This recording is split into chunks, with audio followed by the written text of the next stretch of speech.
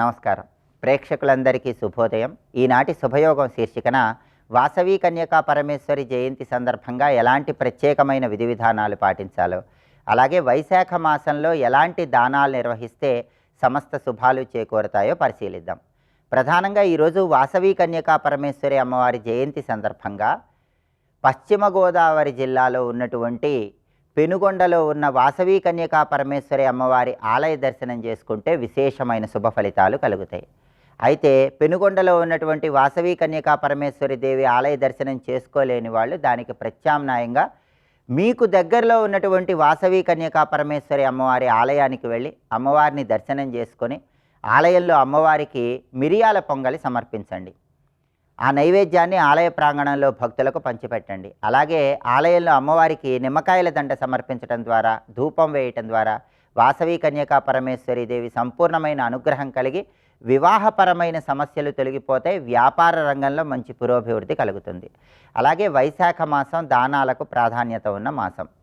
వైశాఖ మాసంలో ఎవరైనా పెరుగు కానీ మజ్జిగ కానీ దానం ఇచ్చినట్లయితే ధనప్రాప్తి, విద్యాప్రాప్తి కలుగుతాయని ప్రామాణిక గ్రంథాలు తెలియజేస్తున్నాయి.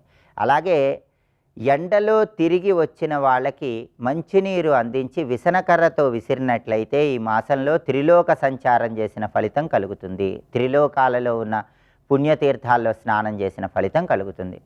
అలాగే పానకం నిండినటువంటి కుండ కానీ, నీటితో నిండిన కుండ కానీ ఈ మాసంలో ఎవరికైనా దానం ఇస్తే పితృదేవతలు సంతోషిస్తారు, పితృదోషాలు తొలగిపోతాయి. మామిడి పండ్లు ఈ మాసంలో దానం ఇచ్చినట్లయితే పితృదేవతలు ఉన్నత లోకాలకు చేరతారు. చందనం ఈ మాసంలో దానం ఇచ్చినట్లయితే మానసిక అశాంతి తొలగిపోయి మానసిక ప్రశాంతత కలుగుతుంది. అలాగే ఈ మాసంలో రగ్గులు దానం ఇచ్చినట్లయితే అపమృత్యు దోషాలు తొలగిపోతాయి. గొడుగు దానం ఇచ్చినట్లయితే ఆధ్యాత్మిక, ఆదిదైవిక, ఆదిభౌతిక అనే 3 రకాలైన తాపాల వల్ల వచ్చే సమస్యలన్నీ కూడా తొలగిపోతాయి. పాదరక్షలు దానం ఇచ్చిన సమస్త దోషాలు తొలగిపోతాయి. బెల్లం కానీ, దోసకాయ కానీ, చెరకు కానీ ఈ మాసంలో దానమిస్తే సమస్త శుభాలు చేకూరతాయి. సుగంధ ద్రవ్యాలు, కొబ్బరికాయ ఈ మాసంలో దానం ఇచ్చినట్లయితే 7 జన్మల వరకు ధనప్రాప్తి కలుగుతుందని, 7 జన్మల వరకు పాండిత్యం ఉంటుందని ప్రామాణిక గ్రంథాలన్నీ తెలియజేస్తున్నాయి. కాబట్టి పరమ పవిత్రమైనటువంటి విష్ణుప్రియమైనటువంటి మాధవమాసమైనటువంటి వైశాఖ మాసంలో ఈ దానాలు నిర్వహించండి. సమస్త శుభాలను సిద్ధింపజేసుకోండి. రేపటి శుభయోగం శీర్షికన మోహిని ఏకాదశి, గురు ఏకాదశి, అన్నవరం సత్యదేవుని కళ్యాణం సందర్భంగా ఎలాంటి విధి విధానాలు పాటించాలో, తద్వారా ఎలాంటి ప్రయోజనాలు సిద్ధింపజేసుకోవచ్చో పరిశీలిద్దాం. నమస్కారం.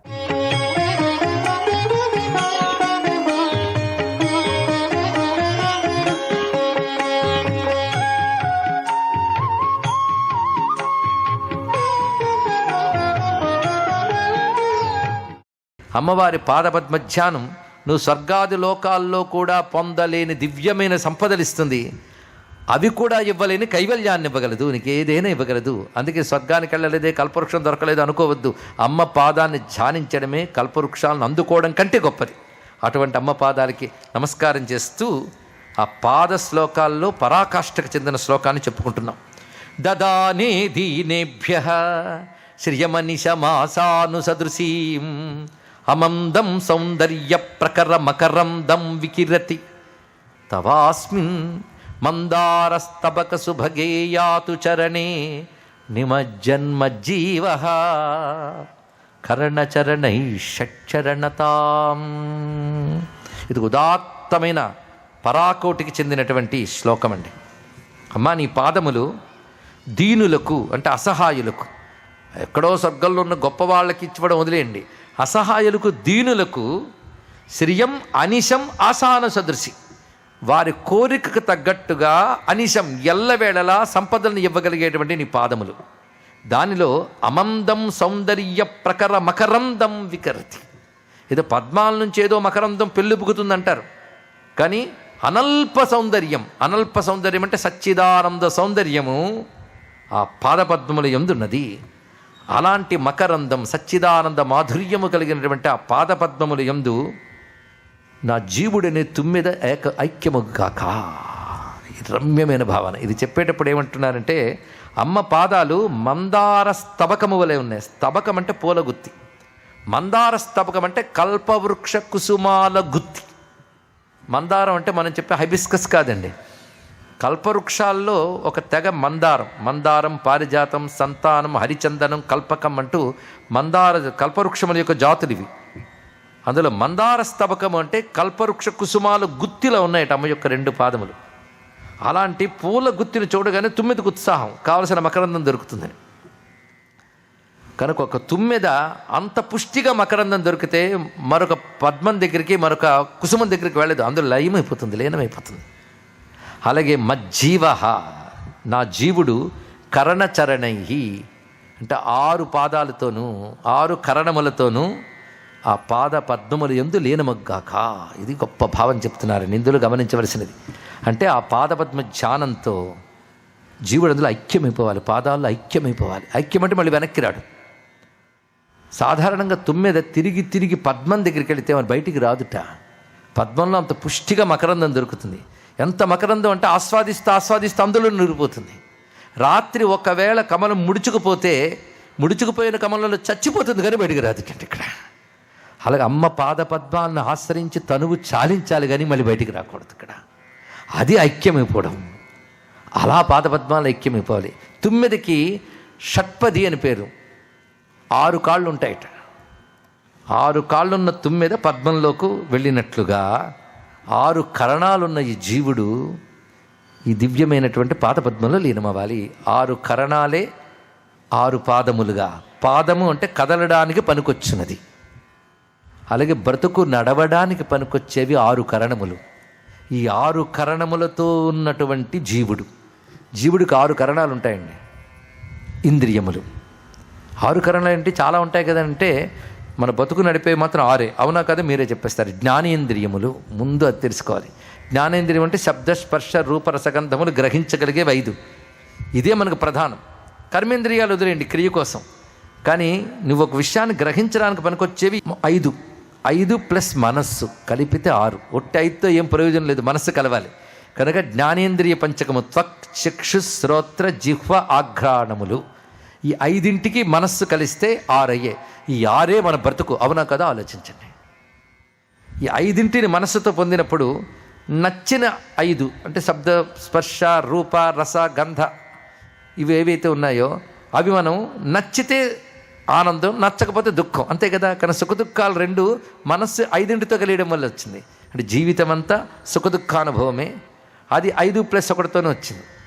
ఇవి విషయముల వైపు తిరుగుతున్నప్పుడు ఒకసారి సుఖం, ఒకసారి దుఃఖం అనుభవిస్తున్నాం. కనుక ఈ 6ంటిని ఇంకా విషయాల వైపు తిప్పకుండా అమ్మ పాదాల వైపు తిప్పి ఆ పాదాల్లో ప్రవేశింపజేస్తే జీవుడు వెళ్ళడానికి వెహికల్లా పనికొచ్చిన 6 అక్కడితో ఆగిపోయి జీవుడు అందులో ఐక్యమైపోతున్నాడు అక్కడ. అది భావన చూపిస్తున్నారని ఇక్కడ. అలా నీ పాదముల యందు ఈ జీవుడు ఐక్యమొగ్గుగాక. ఇది దీని యొక్క భావం. ఇంకొక రహస్యం, కరణచరణై అంటే ఉత్తమ యోగ సాధకుడు గురువు యొక్క శిక్షణలో అమ్మవారిని కుండలినిగా ఉపాసించగానే మూలాధారంలో సుప్తమైన కుండలిని జాగృతి జరుగుతుంది.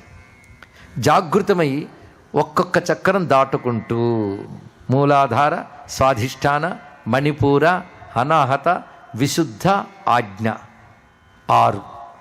ఈ 6 దాటి సహస్రార కమలంలో ఉన్న నీ దివ్య పాదములు యందు లీనమైపోతుంది. అంటే 6 చక్రాలు దాటిపోయి జీవుడు సహస్రార కమలంలో శివశక్తుల యందు ఐక్యమైపోవడమే మోక్షము. ఇది యోగ పద్ధతి. అంటే 6 దాటి 7లోకి వెళ్ళాడు కదా. కనుక కరణచరణై షట్చరణతాం అంటే ఈ జీవుడు ఈ 6 చక్రములు దాటిపోయి, 6 చక్రాలు దాటిపోవడం అంటే పంచభూతాలని, మనస్సుని అతిక్రమించిపోతే ఇంకా జీవితంతో, ప్రపంచంతో ఏం సంబంధం ఉంది? సంబంధం ఈ 6. ఈ 6 దాటిపోయాక పరమపదం, అదే అమ్మ పదం. అమ్మ పదంలో ఐక్యమేయుడు. అందుకే జీవుడు ఆ కుండలిని శక్తిని జాగృతపరుచుకొని 6 చక్రములు దాటి అకులమైన సహస్రార పద్మమునందున్న నీ దివ్య పాదముల యందు లీనమవుతున్నాడు. కనుక కుండలిని పరంగా అది, జ్ఞానపరంగా ఇందాక చెప్పిన జ్ఞానేంద్రియము, మనస్సు. మొత్తానికి ప్రపంచ వికారములు వదలి ప్రపంచ వికారాలతో ఐక్యం చేస్తున్నటువంటి జ్ఞానేంద్రియములను, అంతఃకరణాన్ని దాటి అమ్మవారి పాదపద్మలందు ఐక్యమగుట అనే మాటతో కైవల్య దశని ఇక్కడ సూచించారు. పాదపద్మాల వర్ణంలో అదే విశేషం. అంటే పాదాలు ఐక్యమైపోవాలి. నిమజ్జన్మజ్జీవ మజ్జీవ నిమజ్జన్, నా జీవుడు మునిగిపోతున్నాడు, మరి లేవడు, మునిగి ఐక్యమవడమే అన్న భావం ఆ పాదపద్మ ధ్యానంలో పరాకష్ట. ఇంకేం చెప్పుకుంటామండి చెప్పాక అంత పరాకష్ట శ్లోకం ఆయన వ్రాశారు కనుక చెప్పాలి. పదన్యాస క్రీడా పరిచయమివారబ్ధమునసః స్ఖలం తస్తే ఖేలం భవన కలహంసా న జహతి అతస్తేషాం శిక్షాం శుభగమణి మంజీరరణిత ఛలాదాచక్షాణం చరణకమలం చారు చరితే. హంసగమన అన్న మాట వింటారు. అమ్మ నడక మరాళి మందగమన మహాలావణ్య శేవది హంసగమనట. అయితే హంసగమన అంటే అర్థం ఏంటి? హంసలా నడుచున్నది అంటే అమ్మ నడక హంస నడకలా ఉంది కాదు, హంసలు మించిపోయింది. సర్వం శ్రీ లలితా మహాత్రిపుర సుందరి చరణారవిందార్పణమస్తు. స్వస్తి.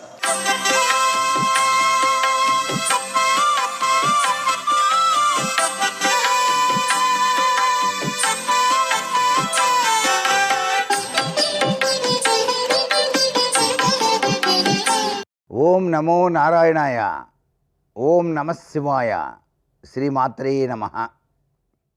ఈరోజు జగన్మాత అయినటువంటి చక్కని తల్లి అనురాగవల్లి సర్వసంపదలను ప్రసాదించే శ్రీ వాసవి కన్యకా పరమేశ్వరి యొక్క జయంతి. ఈ రోజున తప్పనిసరిగా ప్రతి ఒక్కరూ కూడాను ఆ కన్యకా పరమేశ్వరి యొక్క దివ్య చరితాన్ని అర్థం చేసుకొని ఆ తల్లికి ప్రీతికరమైనటువంటి అష్టోత్తర శతనామాలతో పూజ చేసి నైవేద్యాలు కూడాను సమర్పించి 10 మందికి కనుక పంచినట్లయితే అద్వితీయమైనటువంటి అభివృద్ధితో వారి యొక్క వంశము వృద్ధిలోకి చెందుతుంది అని చెప్పేసి శాస్త్రం.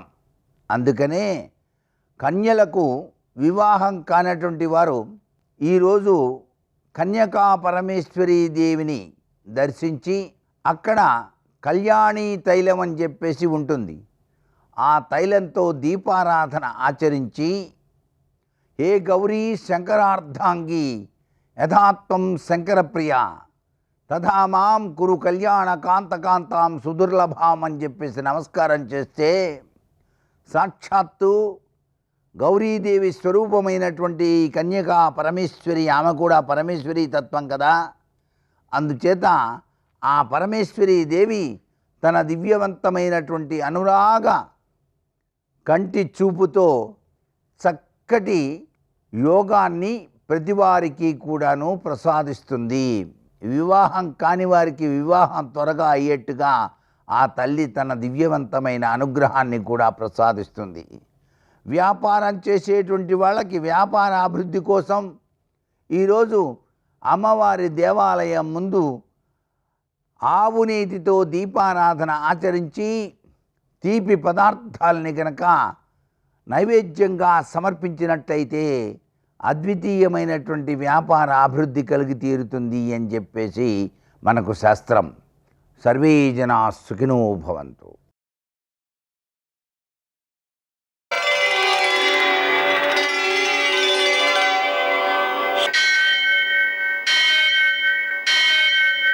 సహస్రశీరుషం దేవం విశ్వాక్షం విశ్వశంభువం విశ్వం నారాయణం దేవమక్షరం పరమం పదం విశ్వతః పరమాం నిత్యం విశ్వం నారాయణగుం హరిం విశ్వమేవేదం పురుషస్తద్విశ్వముపజీవతి పతిం విశ్వస్యాత్మేశ్వరం శాశ్వతం శివమచ్యుతం నారాయణం మహాజ్ఞేయం విశ్వాత్మానం పరాయణం. సూర్యశౌర్యమథేందురింద్ర పదవీ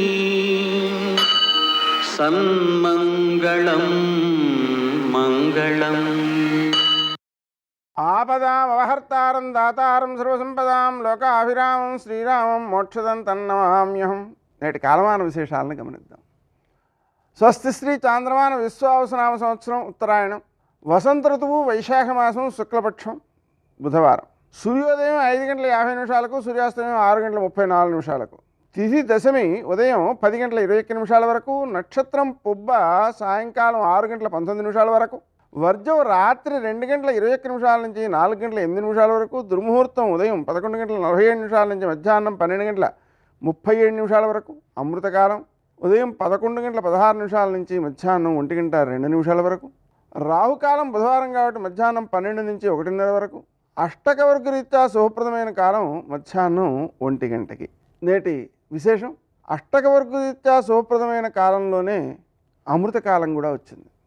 ఆ కారణంగా అనారోగ్యవంతులైనటువంటి వ్యక్తులకు, మందులు కొనుక్కోలేని వాళ్ళకి మందులు మనం అందించడం ద్వారా కోటి గోదానముల యొక్క ఫలితాన్ని 1,000,000 రెట్లు పొందడం జరుగుతుంది అని శాస్త్రం చెబుతుంది. అలాగే వాళ్ళు మందులు కొనుక్కోలేక మరణ భయంతో ఉన్నటువంటి పరిస్థితుల్లో భయాన్ని తొలగించడం ద్వారా అభయదానం కూడా అవుతోంది. దీని ద్వారా సర్వే వేదాశ్చ శాస్త్రాశ్చ యజ్ఞ దాన తపాంసి చ జీవాభయ ప్రదానస్య కళాన్నార్హంతి షోడశీం అని భాగవతంలో కృష్ణుడు చెప్పాడు ఉద్ధవుడికి. ఆ వచనాన్ని అనుసరించి ప్రపంచంలో ఉన్నటువంటి అన్ని పుణ్యాలు కూడా కలిసి ఈ అభయదానం వల్ల వచ్చేటువంటి పుణ్యంలో 16వ వంతు కావు అనే విషయం అర్థమవుతుంది. కాబట్టి అటువంటి పుణ్యప్రదమైనటువంటి ఔషధ దానం చాలా విశిష్టమైనది. అలాగనే ఈరోజు వాసవి కన్యకా పరమేశ్వరి జయంతి సందర్భంగా అమ్మవారిని పూజించుకోవడం, ఆమె యొక్క అనుగ్రహానికి పాత్రులు కావడం విశేషమైన సత్ఫలితాలను అందజేస్తుంది. బుధవారం సందర్భంగా హయగ్రీవ పూజ వల్ల విద్యార్థులలో విద్యాశక్తి పెరుగుతుంది, ఆ విద్యను సద్వినియోగం చేసే శక్తి పెరుగుతుంది, వాళ్ళు మంచి పౌరులుగా తీర్చిదిద్దబడతారు. రాముని యొక్క గాథ బాలరామాయణం పిల్లల చేత చదివించినట్లయితే స్వామివారి యొక్క అనుగ్రహంతో సత్పౌరులుగా వీళ్ళు తయారవుతారు. నేటి ఆణిముత్యాలు.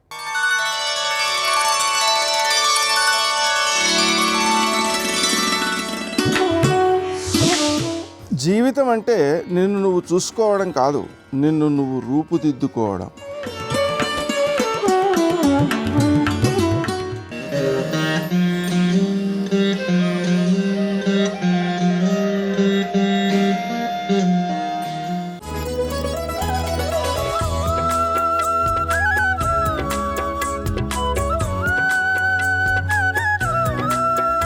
కాత్యాయనాయ విద్మహే కన్యకుమారి ధీమహి తన్నో దుర్గే ప్రచోదయాత్ అంటూ కన్యకుమారి మహిమా వైభవాన్ని వేదమంత్రాలు ప్రవచించాయి. పురాణ చారిత్రక ప్రసిద్ధిగాంచిన పెనుగొండ క్షేత్రాన్ని వాసవి కన్యక తన జన్మస్థలంగా ఎంపిక చేసుకుంది. క్రీస్తు పూర్వం నుంచి పెనుగొండ గ్రామం వైభవంగా విలసిల్లుతున్నట్టుగా అనేక చారిత్రక ఆధారాలు విశ్లేషిస్తున్నాయి. పెనుగొండ పురాణ ప్రసిద్ధమైన దివ్యస్థలి. సాక్షాత్తు ధనాధిష్టాన దేవత అయిన కుబేరుడు నగరేశ్వర స్వామిని, మహిషాసుర మర్దిని ఈ సన్నిధిలో ప్రతిష్ఠించాడని పురాణాలు వివరిస్తున్నాయి. అలాంటి మహిమా విశేషాలు, పురాణ వైభవం ఉన్న ఈ క్షేత్రంలో నగరేశ్వర స్వామి, మహిషాసుర మర్దిని భక్తురాలిగా వాసవి కన్యక ఆవిర్భవించింది. సువిశాలమైన ప్రాంగణంలో పచ్చదనం పరిమళించే ప్రాకృతిక సౌందర్యంతో ఈ ప్రాంతం కనువిందు చేస్తుంది. అత్యంత ఎత్తైన భారీ గోపురం, ఆ గోపురంపై పలు విగ్రహాకృతులు, కళాకృతులు భక్తుల్ని ఆకర్షిస్తాయి. స్థానిక భక్తుల సహకారంతో, ఆర్థిక చేయూతతో ఈ క్షేత్రం దినదిన ప్రవర్ధమానమవుతోంది. ఎంతో ప్రాచీనమైన ఈ ఆలయంలో శ్రీ మహిషాసుర మర్దిని సమేత నగరేశ్వర స్వామివారు ఎన్నో శతాబ్దాలుగా కొలువుతీరి ఉన్నారు. తదనంతర కాలంలో వాసవి కన్యకా పరమేశ్వర్ని భక్తులు ఈ లోగిలిలో సుప్రతిష్ఠితం చేశారు. మగువకు ప్రాణం కన్నా నమ్మిన సిద్ధాంతం కోసం, సౌభాగ్య సిద్ధి కోసం ఆత్మత్యాగమే మిన్న అనే సత్యాన్ని లోకానికి అందించింది వాసవీదేవి. పెనుగొండను పాలించే చోళరాజు వాసవి కన్యకాంబను మోహించగా అతనితో వివాహం ఇష్టం లేని కన్యకాదేవి అగ్ని ప్రవేశం చేసి ప్రాణత్యాగం చేసిందని భక్తులు విశ్వసిస్తారు. పరమేశ్వరి స్వరూపిణిగా జగదాంబ ఆచంద్ర తారార్కం వ్యక్తమవుతోంది. ఆర్య వైశ్యుల ఇంట పుట్టిన వాసవేశ్వరి అలనాటి నుంచి వైశ్య వణిజుల ఆరాధనీయ మూర్తిగా వెలుగొందుతోంది. ఉభయ తెలుగు రాష్ట్రాల్లో ఎన్నో ప్రదేశాల్లో వాసవి కన్యకా పరమేశ్వరి దేవస్థానాలున్నాయి. అయితే ఆ దేవస్థానాలన్నింటికీ మాతృక సన్నిధి ప్రధాన దేవస్థానం అమ్మవారి పుట్టిల్లు పెనుగొండ వాసవి కన్యకా పరమేశ్వరీదేవి దివ్య సన్నిధానం. పెనుగొండ అంటే పెద్ద కొండ, వరాల సిరులు కురిపించే పెద్ద కొండే ఈ పెనుగొండ. వాసవి కన్యకా పరమేశ్వరి పుట్టిల్లుగా, పుణ్యాల పేటిగా పెనుగొండ వర్ధిల్లుతోంది. సకల మనోభీష్టాల్ని నెరవేర్చే అనురాగవల్లిగా, అన్ని కామ్యాల్ని నెరవేర్చే కల్పవల్లిగా కన్యకా పరమేశ్వరీదేవి గర్భాలయంలో దర్శనమిస్తుంది. సకలాభరణయుక్తంగా దేదీప్యమానంగా వెలిగిపోతూ దివ్య కాంతి పుంజాల్ని వెదజల్లుతూ కన్యకాదేవి కమనీయ రూపిణిగా గోచరమవుతుంది. సంపూర్ణ రజత కవచధారిణిగా, సిరివెన్నెల చంద్రికలు విరిజిమ్మే స్నిగ్ధ దరహాసినిగా వాసవి పరమేశ్వరి వర్ధిల్లుతోంది. వాసవి కన్యకా పరమేశ్వరి జయంతి, ఆత్మార్పణ దినోత్సవాల్లో ఈ క్షేత్రానికి భక్తులు విరివిగా విచ్చేస్తారు. కుబేరుడు ప్రతిష్ఠించిన నగరేశ్వర స్వామి భారీ శివలింగాకృతి ధీర గంభీరంగా ప్రకటితమవుతుంది. అమ్మవారికి ఊంజల్ సేవను నిర్వహించే అద్దాల మంటపం వింత శోభతో సౌందర్యాత్మకంగా ఆకర్షిస్తుంది. ఆలయ ప్రాంగణంలో అమ్మవారి ఆత్మార్పణ చేసుకున్న స్థలం ఇప్పటికీ ప్రత్యేక కట్టడంగా గోచరమవుతుంది. ప్రతి సంవత్సరం వాసవి కన్యకా పరమేశ్వరి జయంతి వేడుకలు వైశాఖ శుద్ధ సప్తమి నుంచి దశమి వరకు 4 రోజుల పాటు వైభవంగా కొనసాగుతాయి. వాసవాంబ అనుగ్రహం సకలాభీష్టప్రదంగా భక్తులు భావిస్తారు.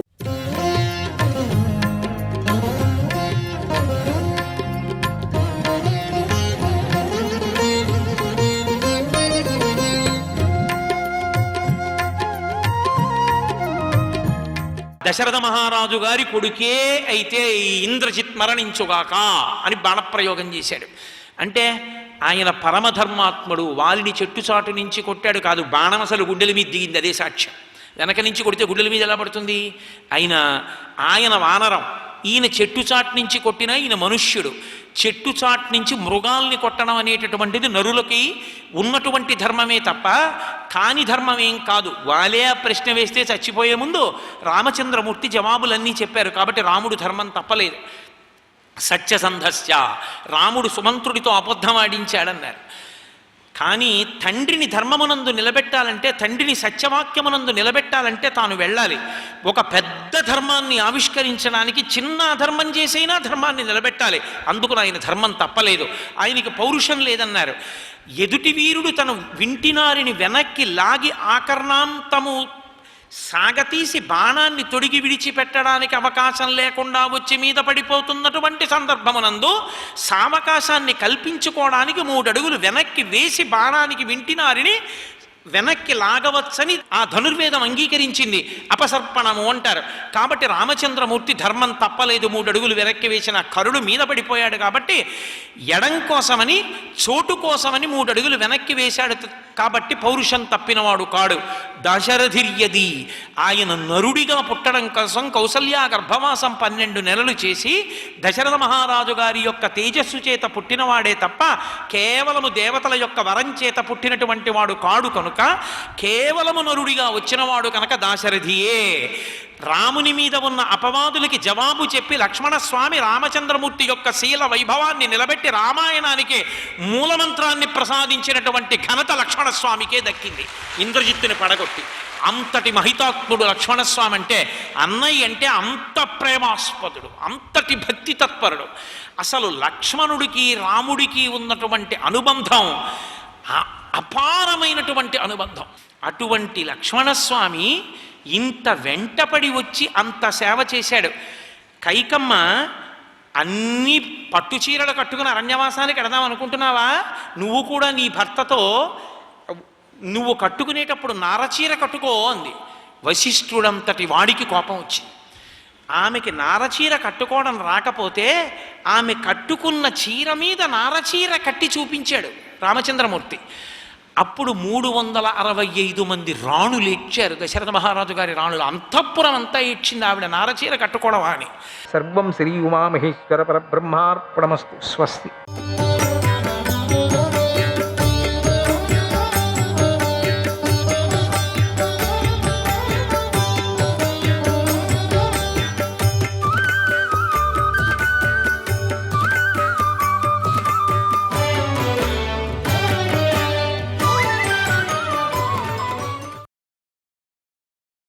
వైశంపాయన మహర్షి జనమేజయుడికి ఇలా చెప్పాడు, ఓ మహారాజా, దారుకుడు కృష్ణుడి ఆజ్ఞ పాటించి కురుదేశానికి వెళ్ళి పాండవులను చూశాడు.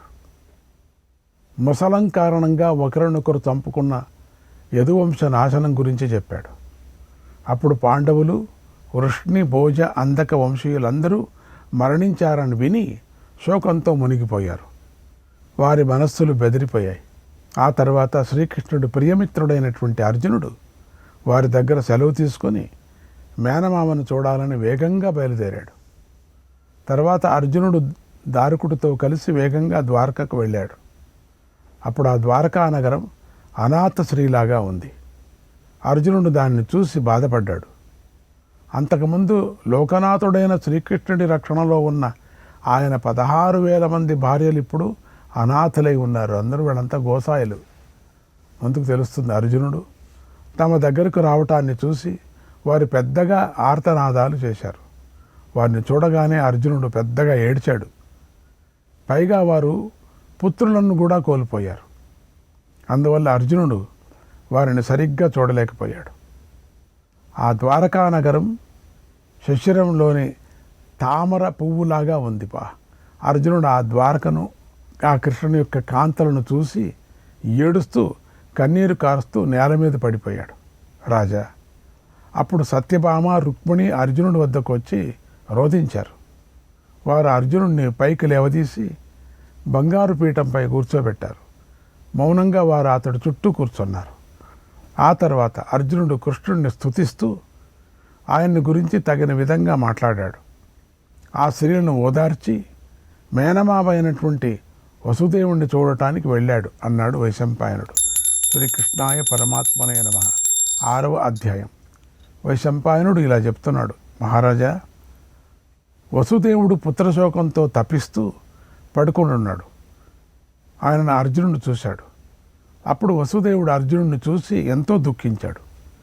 అర్జునుడు ఏడుస్తూ వసుదేవుడి పాదాలను పట్టుకున్నాడు. వసుదేవుడు మేనల్లుడి తల మీద ప్రేమతో ముద్దు పెట్టుకోవాలని అనుకున్నాడు, కానీ పెట్టుకోలేకపోయాడు. తర్వాత ఆ వృద్ధుడు అర్జునుడిని కౌగిలించుకొని కొడుకులని తలుచుకొని రోధించాడు. సోదరులను, కొడుకులను, మనుమలను, మిత్రులను, దౌహిత్రులను కూడా తలుచుకొని ఎంతగానో బాధపడుతూ వసుదేవుడు ఇలా అన్నాడు, ఓ అర్జున, 100 కొద్ది రాజులను, దైత్యులను ఓడించిన వారిని నేనిప్పుడు చూడలేకపోతున్నాను. అయినా నేను బ్రతికే ఉన్నాను. ఎందుకో నాకు చావు రాలేదు. నన్ను మాత్రం కృష్ణుడు రావద్దు, ఇక్కడే ఉండు అని చెప్పి వెళ్ళాడు. నేను కూడా సముద్రం తట్టు వెళ్ళింటే బాగుండు. ఓ పార్థ, నీకు శిష్యులై, నీకు ఇష్టులై, నువ్వు ఎప్పుడూ మెచ్చుకునే సాత్యకి, ప్రద్యుమ్నుల అవినీతి వలన యదువంశీయులు అందరూ చనిపోయారు. సాత్యకి, ప్రద్యుమ్నులు ఏంటిది? నమ్మలేకపోతున్నాడు. వృష్ణి వీరుల్లో మహారథులుగా లెక్కింపదగిన వారు ఇద్దరు ఉన్నారు. వారే సాత్యకి, ప్రద్యుమ్నులు. నువ్వు కూడా వారిని ఎప్పుడూ మెచ్చుకుంటూ ఉంటావు. వారు కృష్ణుడికి కూడా ప్రీతిపాత్రుడు, ఎంతో ఇష్టమైన వారు. కానీ ఆ ఇద్దరే సమస్త యాదవ వంశనాశనానికి ముఖ్య కారకులైపోయారు. నేను వారిని నిందించడం లేదు. ఇలా జరగటానికి మునిశాపమే కారణం. ఓ పార్థ, మధుసూదనుడు విజృంభించి కేశిని, కంసుణ్ణి దేహబంధం నుండి విడిపించాడు. అలాగే శ్రీకృష్ణుడు శిశుపాలుణ్ణి, ఏకలవ్యుణ్ణి, కళింగరాజును, మగధ దేశీయులను, గాంధారులను, కాశీరాజును, మరుభూములలో రాజులను, ప్రాచ్యులను, దక్షిణాత్యులను, పర్వత ప్రాంత రాజులను సంహరించాడు. మూర్ఖుల అవినీతి వల్ల కలిగిన ఈ స్థితిని భరించాడు. ఆయన దివ్యుడు, సనాతనుడు, అనగుడు, అచ్యుతుడు. ఆయన చుట్టూ మూర్ఖులు చేరుకొని ఆయన కూడా అనుభవించాడు. ఆ గోవిందుణ్ణి నువ్వు, నారదుడు, మునులు తెలుసుకున్నారు. ఆ అధోక్షతుడు సర్వవ్యాపకుడు. ఆయన దాయాదుల వినాశాన్ని సహించాడు. నా కుమారుడి రూపంలో ఉన్న ఈ జగత్ప్రభువు గాంధారీదేవి శాపాన్ని, మహర్షుల శాపాలను ధిక్కరించాలని ఎప్పుడూ కోరుకోలేదు. వాటికి తల వంచాడు, వాళ్ళని గౌరవించాడు. గాంధారిని గౌరవించాడు, గాంధారి శాపానికి ఒప్పుకున్నాడు. బాగుంది, మనసు చేసింటే ఏమైనా చేయొచ్చు, కానీ చేయలేదు. కాలం అదిగాక వైకుంఠానికి వెళ్ళాలనిపించింది మహానుభావుడికి. ఇదంతా నువ్వు ప్రత్యక్షంగానే చూశావు. అశ్వత్థామ చంపివేసిన నీ మనువుడైన పరీక్షిత్తు కృష్ణుడు తేజస్సుతో మళ్ళీ బతికాడు. కానీ ఆ నీ మిత్రుడు తన దాయాదులను, ఈ వృష్ణి వంశీయులను రక్షించడానికి మాత్రం ఎందుకో ఇష్టపడలేదు. చివరికి చచ్చిపడి ఉన్న కొడుకులను, మనుములను, సోదరులను, మిత్రులను చూసి కూడా నాతో ఇలా అన్నాడు, తండ్రి, ఈ వంశానికి ఇప్పుడు ఇలా అంత్యకాలం సమీపించింది. అర్జునుడు ఇక్కడికి వస్తాడు, అతడికి ఈ వంశ వినాశనాన్ని గురించి చెప్పు, ఇక మరొక ఆలోచన చెయ్యకు. నన్ను అర్జునుడిగా, అర్జునుడే నన్నుగాను గ్రహించు. అర్జునుడు ఏమి చెబితే అది చెయ్యి. ఆ స్త్రీలను ప్రసవ సమయం వచ్చినప్పుడు వారి పిల్లలను అర్జునుడే చూసుకుంటాడు. నీకు దేహ సంస్కారాలను కూడా అర్జునుడే చేస్తాడు కూడా. అర్జునుడు ఈ ద్వారకను విడిచి వెళ్ళగానే సముద్ర ప్రాకారాలు, భవనాలు, మేడలతో సహా ఈ ద్వారకను ముంచివేస్తుంది. పూర్తిగా సముద్రం లోపల వెళ్ళిపోతుంది. నేను ఏదో ఒక పుణ్య ప్రదేశంలో నియమాలను పాటిస్తాను. బలరాముడితో సహా తొందరగా కాలుడు కోసం వేచి ఉంటాను అని ఆ ప్రభువు నాకు చెప్పాడు. ఆ తర్వాత ఆయన బాలకులతో పాటు నన్ను విడిచిపెట్టి ఏ దిక్కుకో వెళ్ళిపోయాడు. ఆ స్థితిలో నేను నీ సోదరుల గురించి, ఘోరమైన జ్ఞాతివదన గురించి ఆలోచిస్తూ శోకంతో కృషించిపోయాను. తిండి కూడా తినకుండా ఉండిపోయాను. ఓ అర్జున, నువ్వు అదృష్టం కొద్దీ ఇక్కడికి వచ్చావు. ఇక నేనేమీ తినను, బ్రతకడం కూడా నాకు ఇష్టం లేదు. కనుక ఓ పార్థ, నువ్వు కృష్ణుడు చెప్పినదంతా చెయ్యి. ఈ రాజ్యము, స్త్రీలు, రత్నాలు అంతా నీకే. ఇక నాకు జీవించాలనే ఆశ లేదు, పరలోకానికి వెళతాను అని చెప్పాడు వసుదేవుడు. అన్నాడు వైశంపాయన మహర్షి. శ్రీకృష్ణాయ పరమాత్మనే నమః. 7వ అధ్యాయం. వైశంపాయనుడు ఇలా చెప్పాడు, ఓ జనమేజయ, మేనమాబైనటువంటి వసుదేవుడు అలా అనగానే అర్జునుడి మనసు వికలమైపోయింది. అర్జునుడు దీనుడై ఇలా అన్నాడు, మామా, శ్రీకృష్ణుడు బంధువులు లేని ఈ భూమిని నేను చూడలేకపోతున్నాను, నా చేత కాదు. నేను, ధర్మరాజు, భీమసేనుడు, సహదేవుడు, నకులుడు, ద్రౌపది, మేము 6 ఒకే మనసు కలవరం. మేము ఒక్కడేమనుకుంటామో అందరూ అదే అనుకుంటారు. ఇప్పుడు ధర్మరాజుకు కూడా పరలోకానికి వెళ్ళే సమయం నిశ్చయంగా వచ్చింది. ఆ కాలమే ఇప్పుడు నీకు కూడా వచ్చింది అని తెలుసుకో. ఏమైనా సరే నేను వృష్ణి వంశంలోని ఆడవారిని, పిల్లలను, వృద్ధులను తీసుకొని ఇంద్రప్రస్థానికి వెళతాను అని చెప్పి అర్జునుడు దారుకుడితో ఇలా అన్నాడు, ఓ దారుక, నేను ఇప్పుడు మంత్రులను చూడాలని, వారిని పిలిపించు, ఆలస్యం చేయకన్నాడు. తర్వాత అర్జునుడు చనిపోయిన వారిని గుర్తు చేసుకుంటూ పాపం అందరూ శోకించాడు. ఎవరెవరు చనిపోయినారు వాళ్ళందరినీ పేరు పెట్టి యాదవ సభ అయినటువంటి సుధర్మకు వచ్చి సింహాసనం మీద కూర్చున్నాడు. అప్పుడు మంత్రులు, వేదవేత్తలైన పండితులు వచ్చి అర్జునుడు చుట్టూ కూర్చున్నారు. వారంతా దీనమైన మనస్సులతో ఉన్నారు, చైతన్యాన్ని కోల్పోయి ఉన్నారు. అర్జునుడు మరీ దీనుడై ఉన్నాడు. అప్పుడు అర్జునుడు వారిని చూసి ఆ కాలానికి తగినట్లు ఇలా అన్నాడు, ఓ మహాత్ములారా, వీరులారా, మీరందరూ, వృష్ణి అందక వంశంలోని వారిని నేను ఇంద్రప్రస్థానికి తీసుకొని వెళుతున్నాను. ఈ నగరాన్ని మొత్తం సముద్రం ముంచేస్తుంది కనుక వాహనాలను, వివిధ రత్నాలను సిద్ధం చేసుకోండి. ఇంద్రప్రస్థంలో ఈ వజ్రుడు మీకు రాజు అవుతాడు. ఈ రోజు నుంచి 7వ రోజున నిర్మలంగా సూర్యుడు ఉదయించగానే మనమంతా ఈ నగరం వదిలి బయలుదేరుదాం. అందరూ సిద్ధంగా ఉండండి, ఆలస్యం చేయకండి అన్నాడు. ఆ మాటలు విని వారందరూ ప్రయాణానికి సిద్ధపడసాగారు.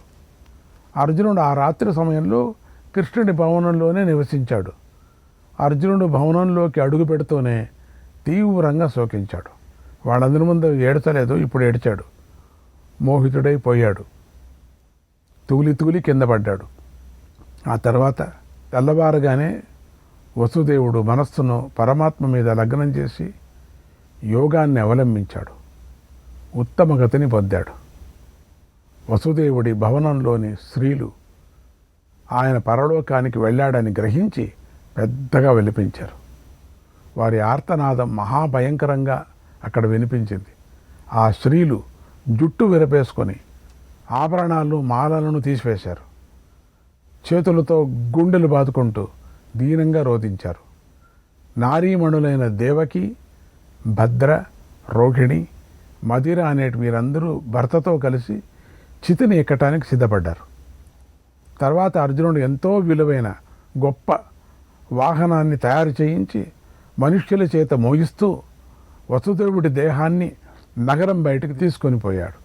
ద్వారకా వాసులైన సమస్త ప్రజలు, జానపదులు, హితం కోరేవారు దుఃఖంతోనూ శోకంతోనూ అర్జునుని వెంట నడిచారు. అందరూ కూడా ఆ వాహనానికి ముందు అశ్వమేధ యాగంలో వాడిన గొడుగును, ప్రజ్వలిస్తున్న అగ్నులను తీసుకొని ఆ యాజకులందరూ నడిచారు. వారి వెనక రాణులు, వేల కొద్ది స్త్రీలు, కోడళ్ళు నడిచారు. వసుదేవుడు బ్రతికి ఉన్నప్పుడు ఇష్టపడుతున్న ప్రదేశంలోనే చితిని పేల్చి అక్కడ పేర్చేసి పితృమేధాన్ని చేశారు. ఆ సమయంలో 4 రాణులు కూడా వసుదేవుడితో కలిసి అగ్నిలో కలిసిపోయారు. అర్జునుడు అప్పుడు దగ్గరే ఉండి సమస్త క్రియలను జరిపించాడు. అప్పుడు మండుతున్న అగ్ని ధ్వని, సామగాన ఘోష, మనుష్యుల రోదన ధ్వనులు అక్కడ వినిపించాయి. తర్వాత ఆ వజ్రుడిని ముందుంచుకొని వృష్ణి అందక కుమారులు, స్త్రీలు, మహాత్ముడైన వసుదేవుడికి ఉదక క్రియలు చేశారు. ధర్మలోపం లేని ఆ అర్జునుడు ధర్మకర్మలు నిర్వహించి తర్వాత యాదవులు మరణించిన చోటుకి వెళ్ళాడు. అక్కడ రణభూమిలో పడి ఉన్నటువంటి వారిని చూసి ఎంతో దుఃఖించాడు. ఏరక అనేటువంటి గడి నుంచి పుట్టినటువంటి ముసలాలతో చనిపోయిన యదువంశీయులకు చేయవలసిన అంత్య సంస్కారాలంతా చేశాడు. ఆ తర్వాత నమ్మకం గల పురుషుల ద్వారా బలరామకృష్ణుల ఇద్దరి శరీరాలను వెతికించి వాటిని దహనం చేయించాడు. శ్రీకృష్ణాయ పరమాత్మనే నమః. అర్జునుడు ఇలా యథావిధిగా అందరికీ ప్రేతకార్యాలను జరిపించాడు. తర్వాత రోజులు గడిచి 7వ రోజు వచ్చింది. అర్జునుడు రథాన్ని ఎక్కి వేగంగా బయలుదేరాడు. శోకంతో కృషించిన యాదవ వీరుల భార్యలు కూడా ఏడుస్తూ రథాలపైన, గోవులపైన, గాడిదలపైన, ఒంటెలపై అర్జునుడి వెంట వెళ్ళారు. ఆ తర్వాత అందక వృష్ణి వంశీయుల సేవకులు, రౌతులు, రతికలు, ప్రజలు, జానపదులు అర్జునుడి ఆదేశంతో ముసలి వారితోనూ పిల్లలతోనూ ఉన్న భర్తలేని స్త్రీలను రక్షణంగా బయలుదేరారు. పర్వతాల్లాగా ఉన్నటువంటి ఏనుగులనెక్కి ఆయుధాలను చాటుగా ఉంచుకొని రక్షించే వారితో కలిసి బయలుదేరారు. అందక వృష్ణి వంశీయుల పుత్రులందరూ అర్జునుడి వెంట వెళ్ళారు. విప్రులు, క్షత్రియులు, వైశ్యులు, చతుర్థులు, 16,000 మంది స్త్రీలు కృష్ణుడి మనుముడైన వజ్రుడిని ముందు నిలుపుకొని బయలుదేరారు. భర్తలు చనిపోయినటువంటి భోజవృష్ణి అందక వంశంలోని స్త్రీలు 1,000 లక్షల కోట్ల కొద్దీ ఉన్నారు కూడా. వారంతా ప్రయాణమయ్యారు. ఆ జనసమూహం మహాసాగరంలాగా ఉంది. అర్జునుడు వారిని అందరినీ నడిపించాడు. వారందరూ ద్వారకను విడిచి వెళుతూ ఉండగానే సముద్రుడు పైకి లేచాడు మెల్లగా. రత్నాలతో నిండిన ఆ ద్వారకను నీటితో ముంచుతూ ముందుకు రాసాగాడు. మొత్తం ద్వారకాన్ని లోపలికి తీసుకుపోతున్నాడు. అర్జునుడు ఆ భూమిని ఎంతవరకు ఇడుస్తున్నాడో అంతవరకు వెనకలే వస్తోంది. వీడినంత మేర వరకు దానిని సముద్రుడు నీటితో ముంచసాగాడు. ఎంతవరకు వెళుతున్నాడో అంతవరకు సముద్రం ముంచేస్తున్నది. ఆ అద్భుతాన్ని చూసి ద్వారకావాసులు ఆశ్చర్యపోయారు. వేగంగా ప్రయాణం చేశారు. ఎంత వేగంగా ప్రయాణం చేస్తే అంత వేగంగా సముద్రం ముంచుతోందట. దైవం ఎంత గొప్పదో అనుకుంటూ ముందుకు వెళ్ళారు. అలా అర్జునుడు ద్వారకను విడిచిపెట్టగానే సముద్రుడు పూర్తిగా ద్వారకను తనలో కలిపేసుకున్నాడు. తర్వాత అర్జునుడు అందమైన వనాలు, పర్వతాలు, నదీ తీరాలలో విడది చేస్తూ ప్రయాణం చేశాడు. వాళ్ళ లక్షల కొద్ది మందికి భోజనాలు అవన్నీ కావాలి కదా. అలా వృష్ణివంశ కాంతులను అర్జునుడు తీసుకొని రాసాగాడు. తర్వాత అర్జునుడు గో, పశు, ధాన్య సంపదలతో సమృద్ధిగా ఉన్న పంచనదీ దేశానికి చేరి అక్కడ విడిది చేశాడు. అప్పుడు అర్జునుడు ఒక్కడే తీసుకొని వెళుతున్నటువంటి భర్త లేని స్త్రీలను చూసి అక్కడున్న దొంగలకు దోచుకోవాలని ఆశ పుట్టింది. అదే కలి ప్రవేశం చేస్తున్నాడు కదా దొంగలకంతా. అంత బంగారాన్ని, ధనాన్ని చూసేసరికి లోపంతో వారి మనస్సులు చెడిపోయాయి. వెంటనే ఆ పాపాత్మలంతా కలిసి ఇలా ఆలోచించుకున్నారట. ఈ అర్జునుడు విల్లు పట్టుకొని ఒంటరిగా ఉన్నాడు, తేజస్సు కోల్పోయి ఉన్నాడు. ఇతడి వెంట ఉన్న యోధులు మనలను దాటి వృద్ధులను, పిల్లలను, భర్త లేని స్త్రీలను తీసుకొని అక్కడికి పోతున్నారు అని మాట్లాడుకున్నారు. వెంటనే కర్రలు పట్టుకున్నారు. దీనులై ఉన్నటువంటి ఆ యాదవులందరి నుంచి ధనాన్ని, బంగారాన్ని కొల్లగొట్టాలని వేల కొద్ది దొంగలు వారిపైకి దాడి చేశారు. కాల వైపరీత్యం వల్ల ఆ దొంగలు సింహనాదాలు చేస్తూ వారిని అందరినీ బెదరగొడుతూ మీద పడ్డారు. వెంటనే అర్జునుడు అనుచరులతో కలిసి వెనక్కు తిరిగి వచ్చి వారితో ఇలా అన్నాడు, ఓ అధర్మ పరులారా, బ్రతకాలని లేదా మీకు?